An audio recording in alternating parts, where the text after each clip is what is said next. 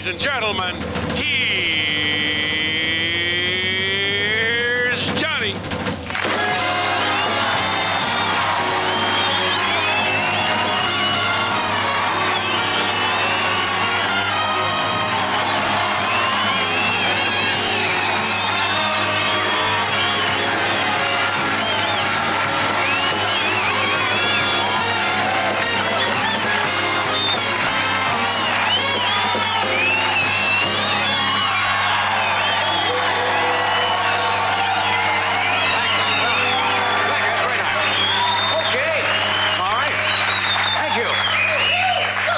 Okay. Well, it's a free show. You're entitled to your opinion.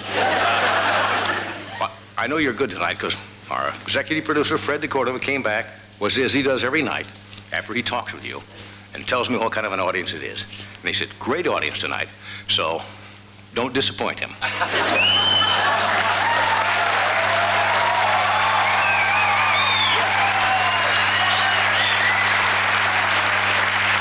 Also, keep in mind, since you're here, this is what, November the 17th? 16th. The 16th. If you just think that a year from now, you'll have a choice of tuning in this show, which will be known then as the Best of Carson, or watching the last installment of War and Remembrance. Take your choice.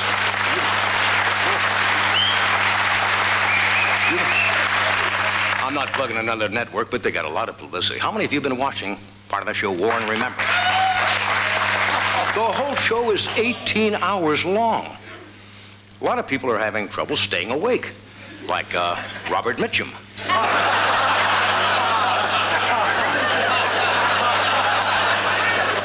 Mitchum got through the first 6 hours. They only had one line. All ahead, 1/3. In Germany, I understand they're running War and Remembrance under a different title. It's called War and Forgetfulness. Did you watch any of it?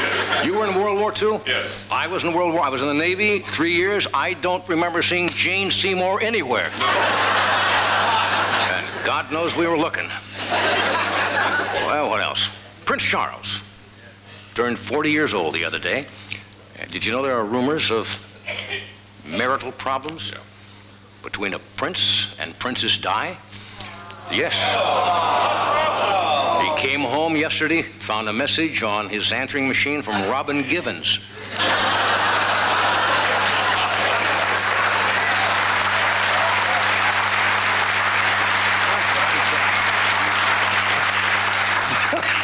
But I understand Prince Charles is trying to woo Diana back, but the prince is a little out of it. Last night he stood below her balcony and played a Springsteen medley on his bagpipes. It's the same old story. Every night he's out carousing with the boys and she's stuck at home staring at the 400 walls. Well, Margaret Thatcher, England's prime minister, is in Washington to pay tribute to Ronald Reagan. And she said that after he retires, she's going to invite the president to come to England and award him with the Knight of the Garter. Well, look, the last American politician to receive that award was Gary Hart, if you remember.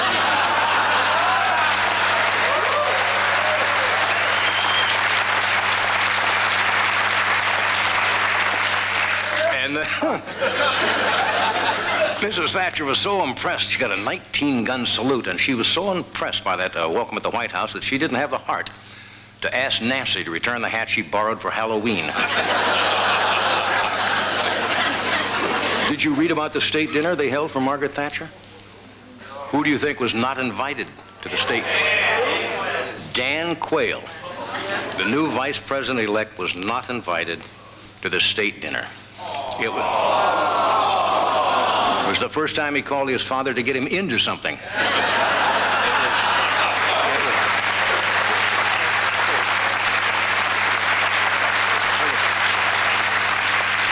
It was kind of sad to see him out in the rose garden with his nose pressed up against the glass looking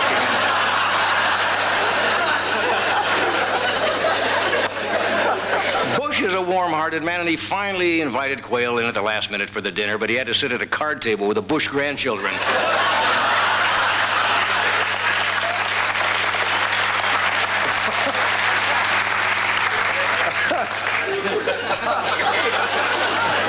Today, Bush announces what his first presidential action will be. He's going to put the federal budget on the Oprah Winfrey diet. Yeah.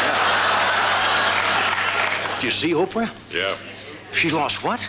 67. 67 pounds. And she's going to spin it off and take the 67 pounds and make it into another talk show host. And he's going to go do that. Wow. Anyway, what else happened? Bush discovered another problem as president today. He was out surf casting, fishing on the East Coast, reeled in 2 bedpans and a syringe.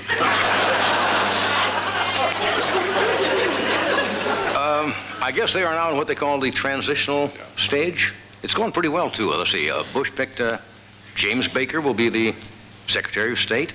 And he retained Nicholas Brady, I believe, as Secretary of the Treasury. And he replaced the Reagan astrologer with a right-wing gypsy.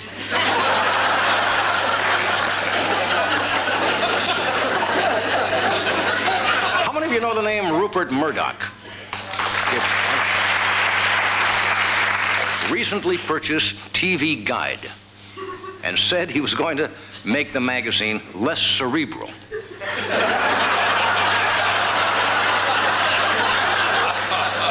That's like making Jack in the Box less snooty.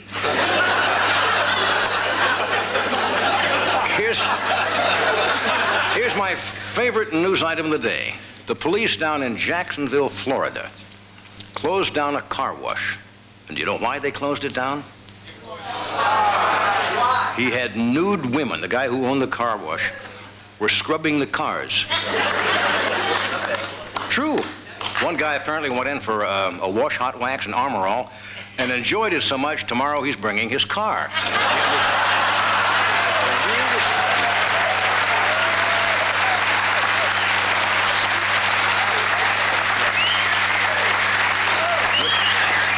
If you're down there, you can't miss the car wash as you drive in. It has a sign, "Keep your antenna down."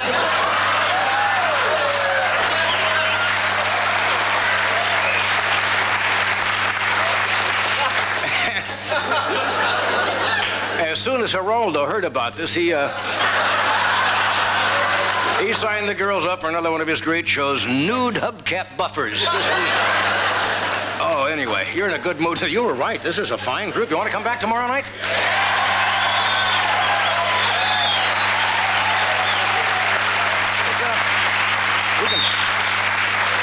We could have a sleepover. Wouldn't that be great?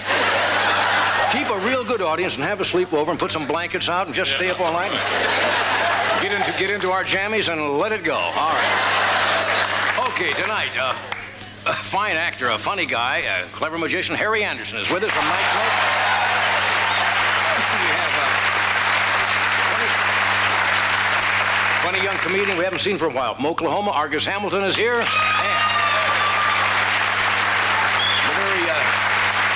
the very witty and bright Calvin Trillin is here tonight. So stay where you are. We'll be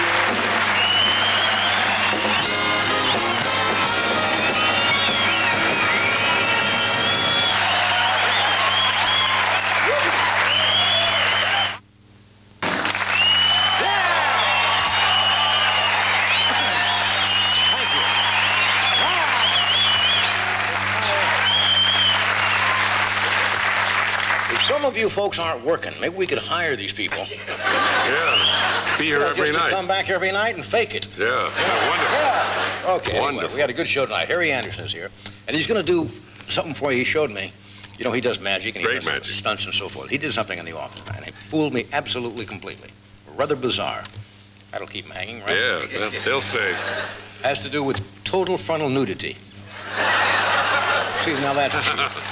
It's Sweep Weeks, isn't it? Right. Did you see some of the shows that are on this month? Yes. I cannot believe the stuff they are doing on some of those. How do you top that? You know, lesbian albinos and they're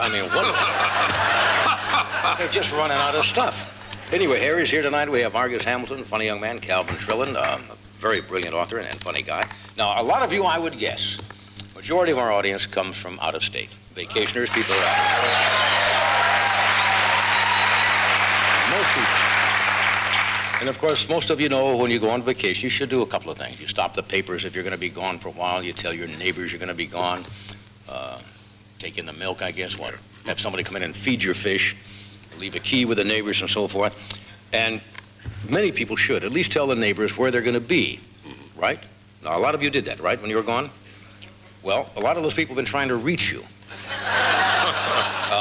You weren't in your hotels, but fortunately, those people passed the messages on to us tonight, knowing that you were coming to the Tonight Show. Yeah. Now, how many of you told people when you came out, you're coming to the Tonight Show? You say? Well, our operator today was taking these messages, and knowing you're going to be here, we'll just pass them along to you. Are you buying this at all? Sharon Evans? Sharon Evans, you see? Yeah. Not making this up, you folks. You're from Macomb, Illinois? Is that right? Isn't Sharon Evans here? Yeah. Well, she is. You're there. Your bank called. Apparently, a computer virus wiped out your savings, but they're sending you an '89 calendar.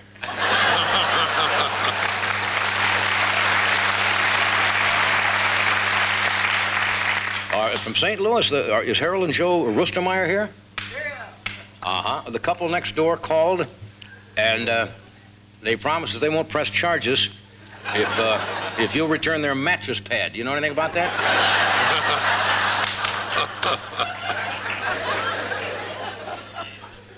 Alan and Cindy Wanick from my home, from Crete, Nebraska. Well, your son called. He said he just figured out how to create atomic fission in the microwave, then the line went dead.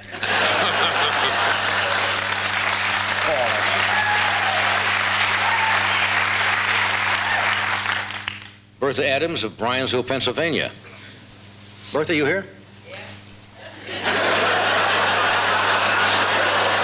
Not too happy. And none too happy to be here, I might add. Obviously, your other plans went awry for tonight. This was the last, probably the Knott's Berry Farm tickets were the wrong day. Why don't we go to the Tonight Show again? Well, a taxidermist phoned Bertha to apologize. He said you must have had the wrong address. Your dog Barney put up a heck of a fight. But you're going to like the peaceful look on his face. Apparently, he mounted him over the fireplace. I don't know. Gloria. Where's Gloria Myers of Louisville, Kentucky? Hi, Gloria, how are you? Fire department called to say everything has been contained in the bedroom area. Apparently it was a grease fire. That's right, in the bedroom, after your husband sprayed Pam on your next door neighbor.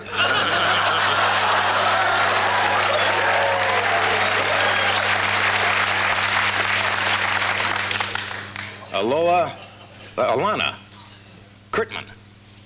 Where are you, Alana? From Rainier, Oregon. Your doctor called. The test results are in. Please bring cash.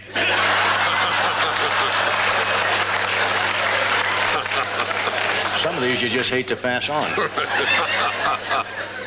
Don Hartman of Erie, Pennsylvania. Behind the camera here. Right there, Don. How are you, Don? Ooh. It's very strange, Don, but I've got to give it to you. Sperm Bank called, said they do not have an instant teller window. That must have been their mailbox.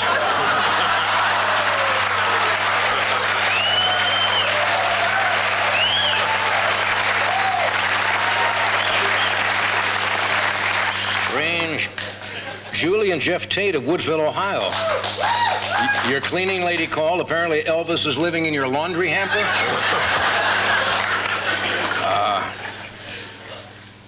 Steve Wilkerson of Lavra, is it Larv or Lavra, Missouri? Laurel, I'll say. The private detective you hired called. Oh, boy, scream.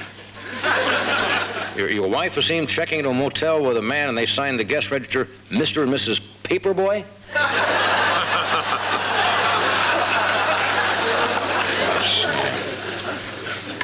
Bob Peterson of Northville, Michigan. Yes, up here. We got a call from your sister. She said the details are a little sketchy, but 60 Minutes apparently plans to devote a segment of next Sunday's program to your underwear drawer. Mary Duran of Bowdoin, Georgia. Here. Your son wants to know where the keys to the boat are. He needs it for a burial at sea. Are the Kelsos here of Fairfax, Virginia? Yes. Call came in. The plumber called about the kitchen sink problem. Said he found a man's nose in the garbage disposal. No hurry to get home. Let's see. Debbie Olison from Philadelphia. Right here. How are you, Debbie? Are you sitting down, Debbie? The police photographer called. He wants to know if you prefer the chalk outline of your grandfather in white or blue.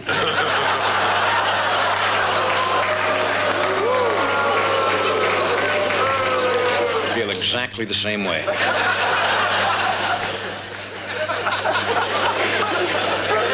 Alan Shepro of Boston. Yeah. The video store called. Again? Yeah. You're 2 weeks overdue in your copy of Sheep Pajama Party?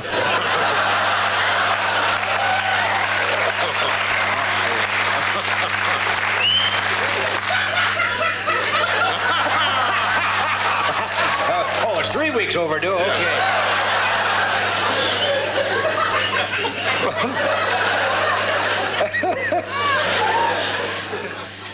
Nancy Shepard from Lexington, Kentucky. Over here. How are you, Nancy? Your son called. He got an A in his science project. I can't do this one. Are you married, Nancy? Huh? Yes. Yes. Well, apparently your son found some condoms in a drawer and invented the gerbil wetsuit. I'm sorry about that one. Anyway.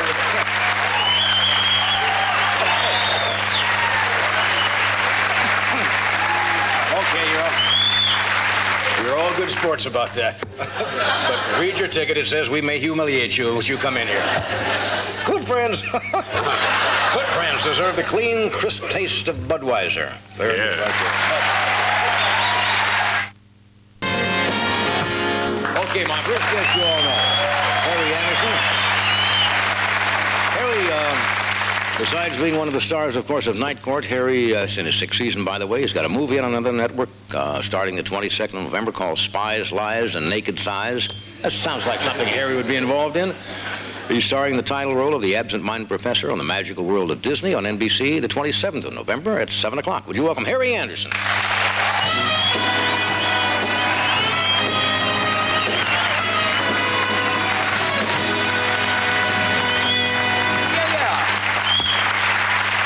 Good to see you. Good to see you, sir. I told him earlier in the monologue, I don't know if you saw it or not, that you're going to do something that That you say fooled you. it fooled me. You fooled me worse. No. You did. You did a coin trick. When two people who do magic get together, it's like two kids. Oh, it's fun. And I hadn't put the monologue down. I'm sitting down there, and Freddie says, don't stick, you got to get ready for the show, and we're sitting there doing magic like a couple of... How old were you when you started fooling around? Oh, who knows? The first thing I can remember. Sitting in the Ambassador Hotel in Chicago and watching old guys play cards. Yeah. And I learned 3-card money. Learned how to get the money first. Yeah. And then Your little then learned the tricks. con game stuff. Yeah, I was a Yeah. street performer. The Did a walnut and the piano wall and all that Yeah. stuff. Played it against the wall. Yeah. Well, later on, he's going to do this stunt for you, and maybe I shouldn't oversell it, but it's Oh, yeah, well. it's kind of strange looking. It's kind of geeky, isn't it? Well, geeky. You do geeky. I saw you once, I think it was at the Improv. You did the needle through the arm, Uh-huh. and people actually get a little upset. They stop ordering food. Yeah. He does a thing, you swear the needle is going right through the arm. Yeah. You know, I have a 8-year-old girl. She's going to be 8, and last year I did her birthday party show. Yeah. And she insisted that I do that trick, and I couldn't. Not so much for the kids. I was afraid the parents. I knew the kids would love it, but the parents would come after me with torture. First thing they tell you when you take up magic is don't do the fire eating or swallowing needles and stuff like that for kids, because they go home and want to But try she it. still hasn't forgiven me. She thinks I'm holding out until she can pay me or something. She wanted the geeky stuff, huh? Yeah. Well, you're doing a series on the Disney Channel? We're doing an absent-minded professor. Yeah. It is it is so exciting. I don't know if exciting is the word. It's just so amazing that I got offered this part.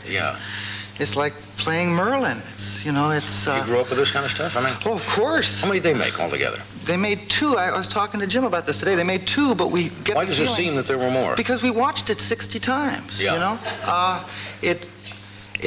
To me, it's an opportunity, first of all. Night Court is a wonderful, wonderful show. Yeah. And it beats putting on an orange devil. It beats being a geek. I was going to say, beats putting on an orange vest and picking up junk off the freeway. It's a wonderful show. It's true, it does. But my kids, you know, I mean, I let Eva watch Night Court until I realized how much time I was spending trying to explain words like nymphomaniac and pimp. And then when we did a show where I put a condom on my gavel, I said, that's it, you know. That's a little She's dicey. going to bed at 4 p.m. in the afternoon, so she doesn't even see the ads for the show. But now I get to do something that is really made for my kids. Yeah. I get to play a guy that has magic, real magic, flubber. You know, they say anything that's technologically advanced enough is magic. Yeah. And this man has got this wonderful power, and yet he's still very much a child. Yeah. And so it's the kind of person everybody wants to be like. All right, when we come back, we're going to show we have a little clip from this, do we? Obviously, you're pressing something there, Fred. Either the seats are wired, or you're turning on your seat warmer. What is it? Last called for a commercial. Ah, alas, alas, for Yorick. All right, we'll do that. We're going to come right back, folks, and the geek will...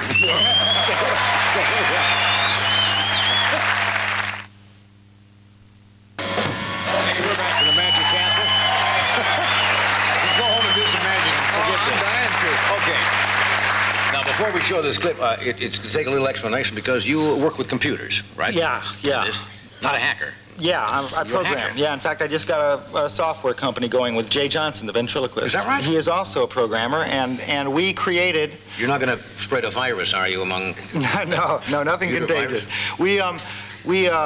Jay is, of course, a ventriloquist and animator, and we created a little character for a computer who is the absent-minded professor's guide to his knowledge. His name is Albert, and because the professor is a little misanthropic, a little antisocial, Albert is really his best friend, and so he's an important character in this show. This is like a childlike stuff, isn't it? Yeah, oh, it is. Okay, watch the monitor, and you'll see what the hell he's talking about. It's getting worse. Ellen is going to the lake with another man.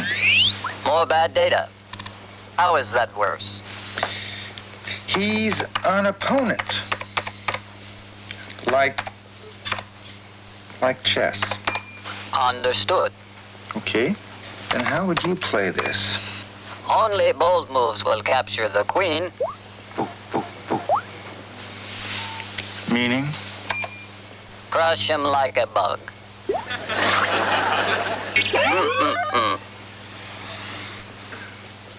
Newton? What are you thinking, boy? Yeah, all right. If you want to, you can go for the ride. But you gotta buckle up. All right. Here we go. Copernicus, Galileo, Einstein, Stephen Hawking, you wild man. This one's for you.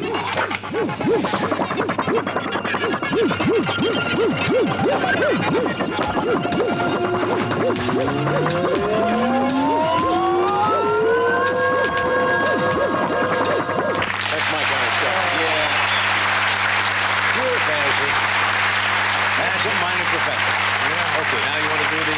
Shall we do it? Now, why don't you show him the little thing you showed me in the office? And you want Okay. me to do this with you? Well, you have to kind of, you're the standard by which they can tell what I'm doing is weird. All right. Okay.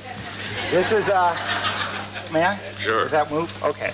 This is, I've been Can we do it been like this? concerned with science lately. This is a kind of a scientific trick, one of the physical impossibility. We get on our knees. All right. Okay. No, I was thinking about doing a joke here, but there are many more things you can't say. Than there are things you can say. Okay, now we're just going to get down on our hands like this, okay? Can you see our hands now? Yeah. Okay. Now, here's what we're going to do. You're going to turn one of your hands towards you just a little bit. Yeah. Okay, don't hurt yourself. Okay. Turn it a little bit more, can you? Now, you hit kind of a threshold there where it becomes very difficult, Yes, right? yes. But if you can get past that threshold, you notice, then it becomes a lot easier to... That's weird. That's funny. Oh, golly! Oh, my gosh! Yeah, look like this. Wow. I gotta get this fixed, yeah. That's very strange. Isn't that Did you odd? hear the audience? What's he doing? And I gotta figure out a way to make money on that. That's the next step. I'm not going to show you either. No. Because once she shows you, you know what you'll say? Oh, is that all there is to it? This way, it's kind of that's freaky looking. That's why we have the word disillusioned, right? Yeah. We'll be right back with Argus Hamilton and Calvin Trillin. See who we are. And the great.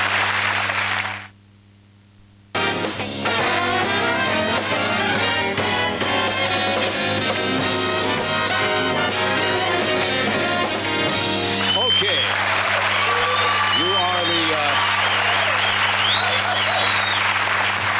You are the perfect audience for comedy tonight. We'd like to travel with this group, and it's good for Argus Hamilton. Argus is he's from Oklahoma, and he is one of the hosts of an upcoming special on NBC called the 15th Class Reunion of the Comedy Store, which is on the night before Thanksgiving, the 23rd at 9:30. Would you welcome Argus Hamilton?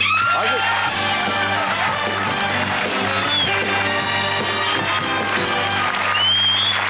Thank you, folks. Wasn't it a beautiful day in Southern California this afternoon? I wonder. I nearly was not able to make it over the hill tonight. Did you hear what happened in Beverly Hills this afternoon? At 2 o'clock, the only 7-Eleven in Beverly Hills declared itself an independent Palestinian state. And the traffic is backed up from here to the west bank of Rodeo. And it's nice to be here tonight. Actually, I'm just a part-time stand-up comedian. My full-time job is I'm a referee on the Geraldo Rivera show.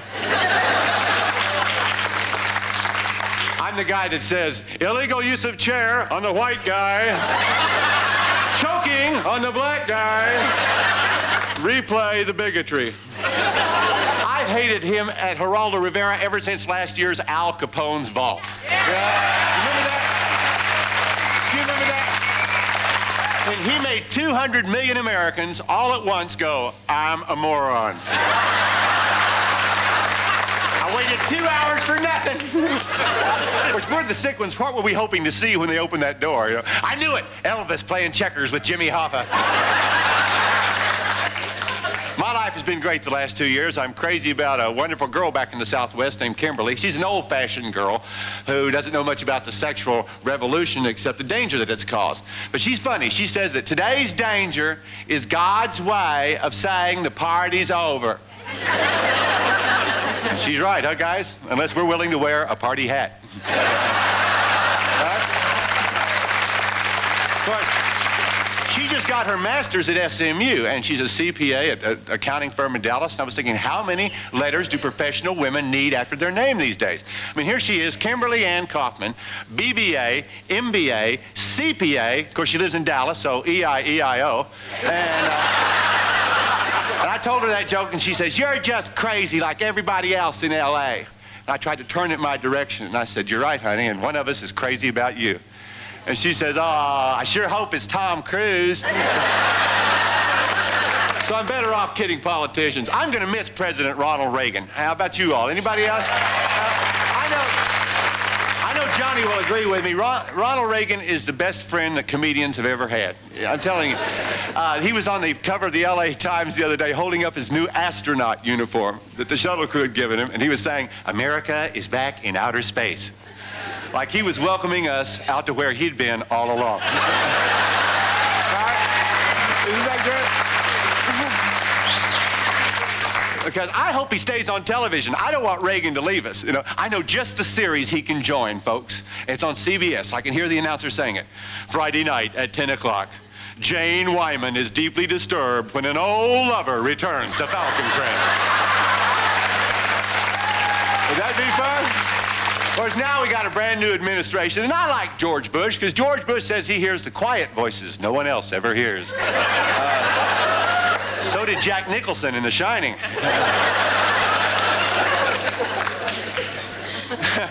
course, with Dan Quayle a heartbeat away from the presidency, I can guarantee George Bush this: he won't need any Secret Service to protect him. We'll all be glad to pitch in and help. Isn't that the truth? Dan Quayle's job is to go to foreign funerals, sit quietly, and act like a little man. That's great. Of course, it was a bitter debate, bitter election, and Bush won it, of course. And I think Bush sold us on the fact of his strong on defense commitment. Bush convinced me that he was committed to stopping communism, whereas Dukakis was only involved in stopping communism. And there's a big difference between commitment and involvement. It goes like this, folks. You take a breakfast, say, of ham and eggs. All right? Now, the chicken who laid that egg for your breakfast is involved in your breakfast.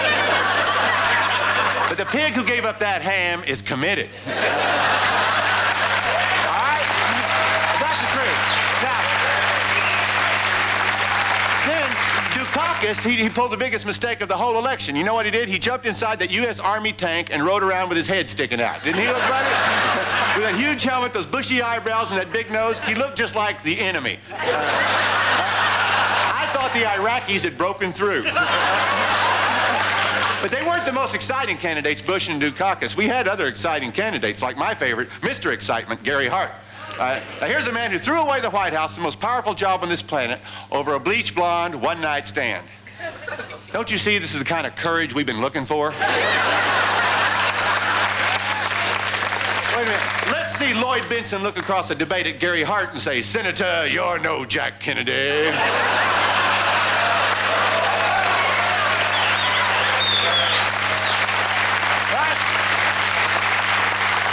Gary Hart could say, "Senator, I have my references." The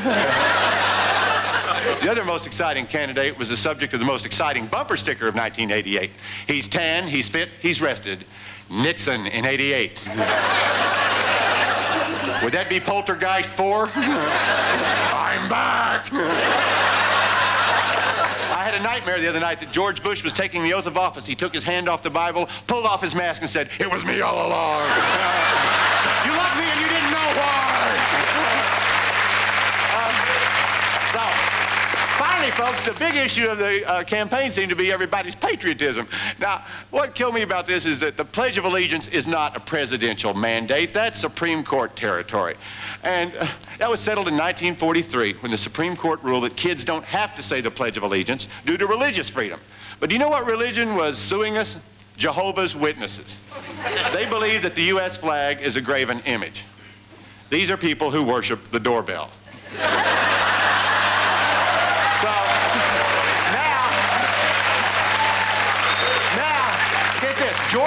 George Bush wants the kids to say the Pledge of Allegiance. And that's a great idea. But he's giving today's kids a lot of credit, especially California kids. They got their own ideas, their own way of doing things. I can see a California kid trying to say the Pledge of Allegiance. I pledge allegiance, like, to the surf of Maui, Kona, and Malibu, and to the Reeboks on which we stand. One Porsche. Oh my God. Unbelievable. With puberty and nachos for all.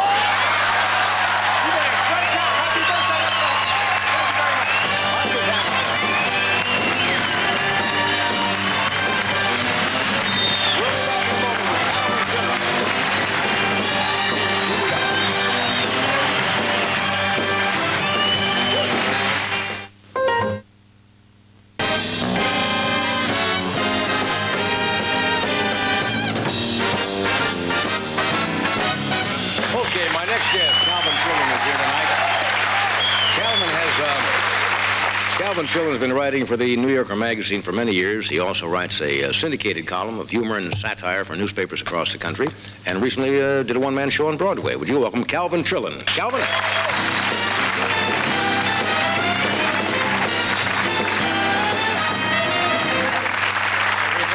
You went to Broadway. That was close. I was about half a block off, I think. Did you enjoy it?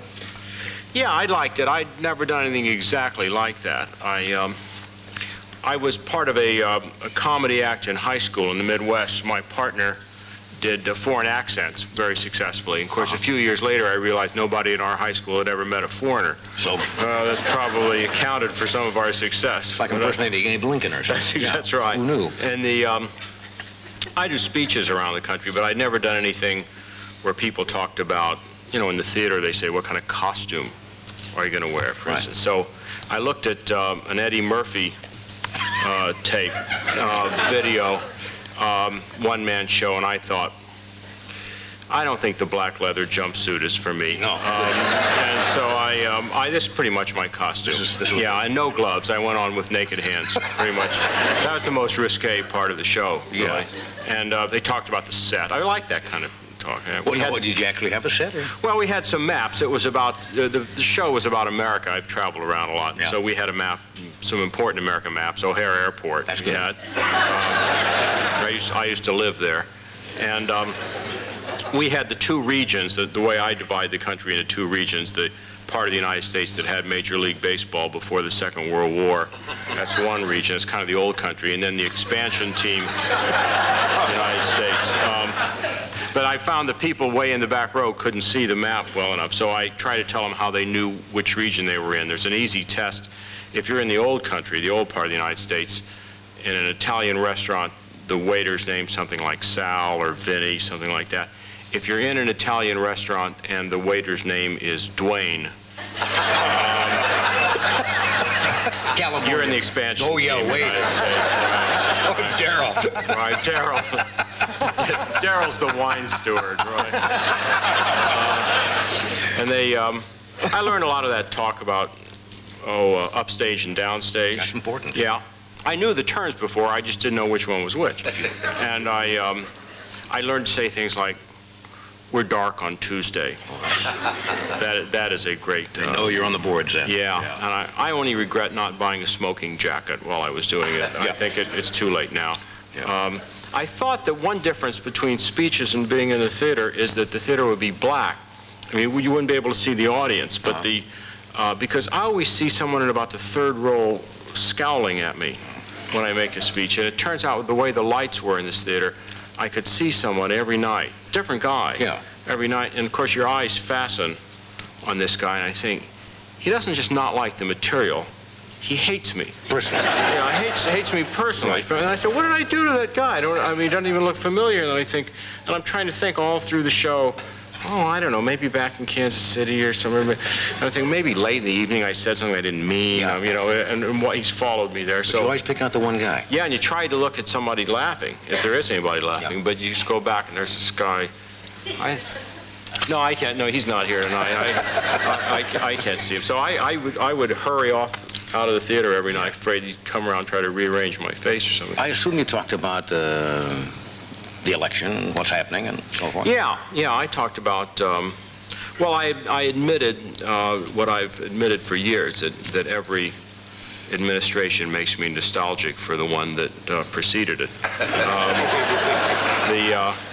And also, this time of an administration, when they're just about to leave, I'm always ready to see them go, whoever's in. Yeah. You get tired of them. You get tired of the guy, tired of his family, his wife, his dogs and cats and his friends. And I must say the Reagans have been great about not inflicting their family on us, or on themselves, really.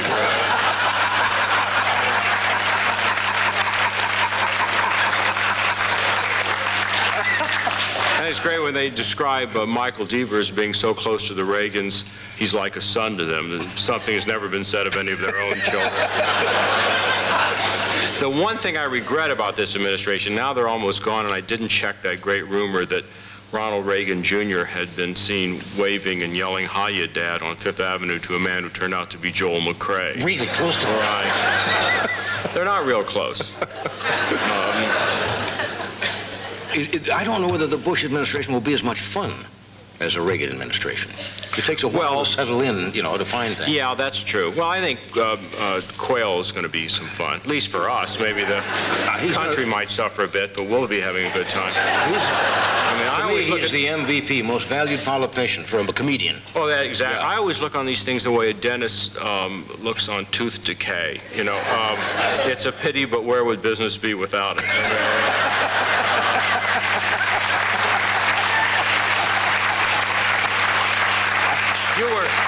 I got some letters from people. You probably got the same kind of mail about picking on Dan Quayle, because I did a column suggesting that there be a constitutional amendment that a C average be a requirement for the presidency. And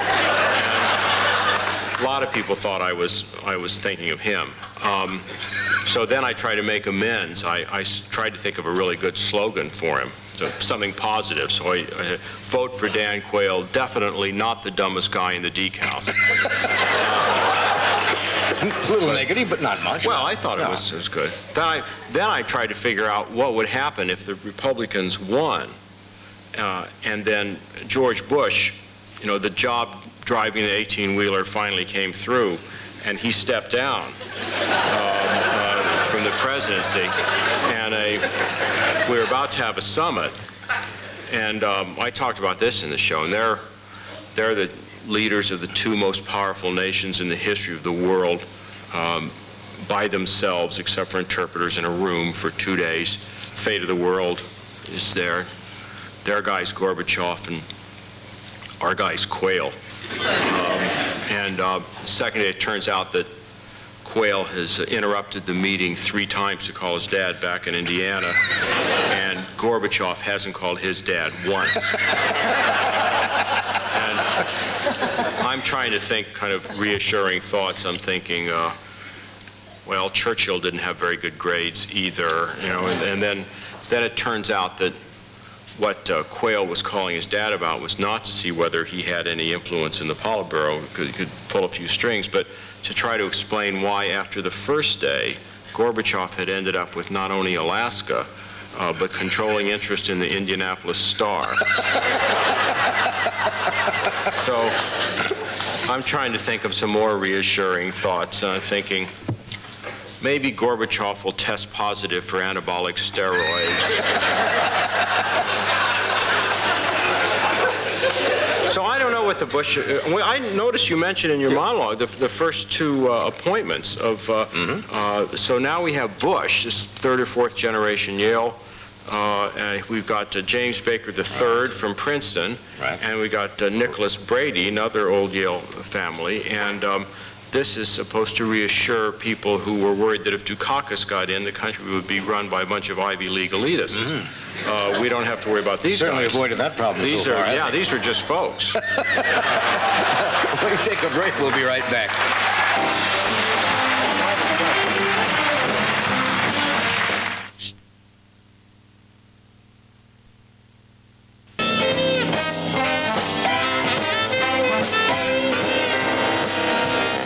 Okay, folks. Well, we certainly thank you for your support tonight. What a good audience, right? Boy, it's nice to have you here again. Thank you. Come back. That's really great material. Harry, your show is on The Magical World of Disney, NBC, November 27th at 7 o'clock. That's it. Thanks for coming here. And don't tell them how you did the crazy thing with the hand. Tomorrow night, Bob Newhart will be here, consumer advocate David Horowitz, and... yes, we are, folks. Tin Can xylophone player. The only one that we've ever seen. Okay. She is Julia LeBeau, and she'll be here with her cans tomorrow. So, what can I tell you? We'll see you then. Good night.